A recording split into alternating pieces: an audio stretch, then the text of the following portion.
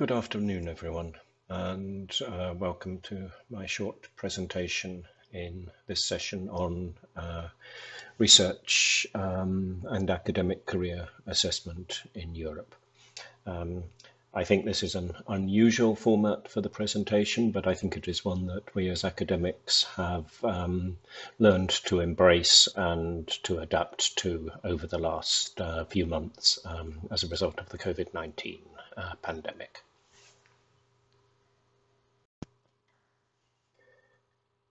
So the starting point for this discussion is the EUA survey on academic career development.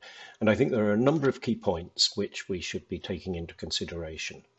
One feature is that early career researchers, whether they are at the doctoral or the postdoctoral level, or even at the tenure track academic, they often do not know what will be assessed, how it will be assessed. And in some unfortunate cases, they really do not have access to people who can inform them on the modalities of the assessment process. So this means that in some cases, institutions are not always transparent in making the targets clear. And that has a follow-up on my final bullet point there, that even if the institutions are transparent and have clear guidelines and targets, that the assessors may not follow the institutional policy and the guidelines. In other words, they follow the policy that they always have done within their faculty or within their discipline. When institutions have established modalities, these may not reflect the requirements of modern funding agencies for open access publication and open science dissemination of research results, and may not reflect the aspirations of early career researchers. Finally, that it is a distressing case that many assessors are totally untrained in the process of assessment. They do not know at the beginning of the process what will be assessed, and they don't know how it will be assessed. And so we have a continuation of policies and practices from the past, which may not be compatible with modern aspirations. So what I'd like to do is give a little bit of an overview of where we are now and where we should be. So this is a picture of the traditional professor's view of the assessment process, and I put it in a typical academic timeline from PhD to postdoc to professor. That the PhD processes, there are publications coming as output from the PhD, then there is a PhD examination, you pass it and progress into the amber phase of the postdoc, or you are condemned to the trash can of the university as a failed academic. In the postdoc phase, more publications are expected, and eventually you proceed to an academic job interview at which you are either successful and follow the green path to the hallowed groves of academe, or you are condemned to the trash can of the university and go out into the real world. And the assessment of the professor career path is yet more publications. With the professionalization of universities, the administration is playing an increasing role in the development of academic careers. This can be the administration in the sense of the non-academic administration, or in terms of the academic leadership of the university. And again, the traditional academic career path proceeds PhD, postdoc, professor. And what we are slowly seeing from the administration is that during the PhD, although the publications are important as a quantifiable modality, other output is also taken into consideration. This other output can be societal impact, it can be innovation, it can be patents. Again, a PhD exam is at the end of this phase, and now from the administration point of view, the unsuccessful candidates are those who are viewed as a waste of investment, a waste of resource that has been invested in these people who are then not continuing an academic career.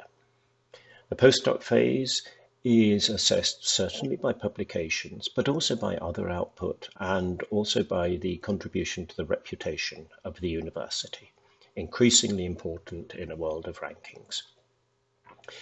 The academic job interview, which follows this linear academic pathway, is either successful or unsuccessful. And again, we see here a view that if it's not successful, that there is a tendency to see this as a waste of resource that has been invested in an individual. And now we come to the path in leading to the professorship after the successful job interview.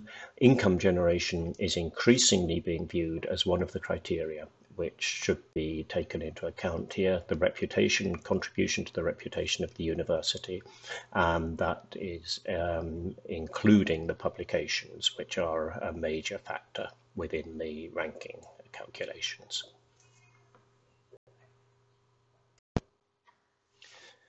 This slide shows what we should be thinking about as a new deal or a new ideal, which regards the academic path as just one way within a whole diaspora of opportunities which come from the early career part of the academic development. So through the early career, from the beginning of the PhD through the doctoral phase, there should be monitoring, there should be advice, and there should be nurturing and mentoring of the candidates. The outputs should no longer be simply the scientific output in terms of the publication, although of course this is of primary importance. But the quality of that output should also be taken more into account. The benefit to society should be taken into consideration in any assessment process, innovation, and increasingly as the path develops, the role in teaching and didactic aspects of the academic path, and also personal development. All of these routes have various hurdles along them, whether it's a PhD committee, whether it's an academic job interview, but the role along the green monitoring path here is to prepare the candidates for these hurdles so that they are essentially part of the normal process. And after each of these hurdles, they should be viewed as an entry into a whole series of different career paths and opportunities, and not just the academic pathway. That's what this fan is trying to represent. So that having got your PhD, you have, or having completed your first or second postdoc, you have a diaspora of career paths, whether it's industry, whether it's using your scientific training in business, or going off in some completely different direction.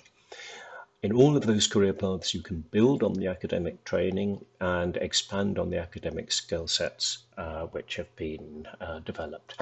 And of course, along the academic pathway, we have the successful academic who is now contributing to society in a large number of different ways. In this slide, I have tried to give a rather provocative view of the evolution of doctoral training. From then, when I did my PhD, it was a monograph, there was a one-stop examination that lasted 2 to 3 hours, and publications were less important at that time. Today, publications and the monograph are the most important features in the PhD examination. There is a possibility of cumulative monographs comprising the publications, and examination is by committee, and hopefully that committee is involved in the course of the PhD. The ideal world would be a continuous research assessment on the quality, not the quantity, monitoring throughout the PhD program, career planning and development, skills development, a robust defense, and compliance to open access and open science requirements of society. A similar analysis can be done for the postdoc assessment. In the past, it was publications, and then even more publications. Today, it's publications, even more publications, and in many cases, a nod to the career development aspects. And in an ideal world, the research assessment of the quality, which does include the publications, of course, and the research output, should be given equal weight with the career planning and development. What are the aspirations of the candidate? And also compliance towards outreach, open access, and open science expectations. When we come to assessment of early career tenure track candidates, we can see a similar analysis, and I fully admit this is an extreme presentation and representation. So in the past, the primary criteria that were used related to the publications, and in rare occasions, the teaching ability of the candidate. Today, publications are important as the primary indicator of quality. Whether these are embellished by Hirsch Index depends upon the subject and upon the acceptability within the local environment. And at least some concentration upon the teaching ability of the candidate is usually found in the assessment process, but secondary to the research quality, and increasingly a tendency to look at the funding and fundability of the research. In an ideal world, the research quality, of course, would be a primary criterion, but the research output of all types would also be taken into account, not just publications in high-quality journals. The quality of the teaching should be ranked equally with the quality of the research, and also that the career planning, the viability and feasibility of the planning should be taken into account. Funding advice should be offered, and development to pursue a satisfactory and a successful academic career should be given. And again, outreach, open access, and science compliance. So, what can possibly go wrong? What can possibly go wrong? It can be summed up in one word, and that is publications. We tend to use publications as one of the primary indicators of scientific quality. But to do that, we nearly always rely upon flawed parameters. Firstly, the quantity of publications, the number of publications. This may be an indication of the quality and the importance of the research, but it may not be. We also like to talk about the quality of the research, and we like to try to quantify the quality. We like to put a number on it so that 9 is better than 7 and 7 is better than 3. This is, in my opinion, in many cases, a flawed process. We tend to rely upon factors such as the Hirsch Index, which may or may not be accepted within your discipline or within your institution. We rely upon journal impact factors, which may give a flawed impression of the quality of the work. And we tend to abuse the parameters, and one of my bêtes noires is the cumulative impact factor, which says everything about the quality of a journal and nothing about the quality of an individual contribution to that journal. So I'd like to leave you with some food for thought, and these are questions that you can ask about the assessment processes within your own institutions. Are the requirements and the expectations for early career researchers, that means for doctoral and postdoctoral assessment, for postdoctoral and doctoral career development, different? Should they be? Or do they have a significant overlap? Research quality assessment should be made in the broadest sense, including all forms of research and societal output. Does your organization embrace this? In at least one institution with which I've been associated, patent output was not regarded as a form of research output in the assessment of professors. Should the quality of the training provided by the supervisor, provided by the department, provided by the immediate superior be taken into account in the assessment protocol? And finally, things that should never be allowed to enter into the assessment or into the planning of the new assessment modalities. Professors and assessors who say, we've never done it this way, and implying we're never going to do it this way. Professors and assessors who say, we don't want to do it this way, without giving a justified reason why not. Conservatism should never be underestimated. And finally, this is not how our established career routes work. That may be true, but it's a vision of the past and not a vision of the future that we have to embrace. And finally, just one comment to be taken into account in the future of assessment. We are in a unique situation at the moment with the COVID-19 pandemic, and it is very clear that future assessment for the COVID cohort of early career academics must take into account the career disruption that is taking place. That means that outputs might be reduced, and not purely the outputs in 2020, but rather the outputs downstream 2021, 2022, where the laboratories and where access to libraries has been restricted in 2020. In the life sciences, this may be particularly important where cell lines or long-term experiments have had to be terminated early, or the cell lines need to be re-established. The types of output may well differ from the norms in the discipline, and this should be taken into account in the assessment.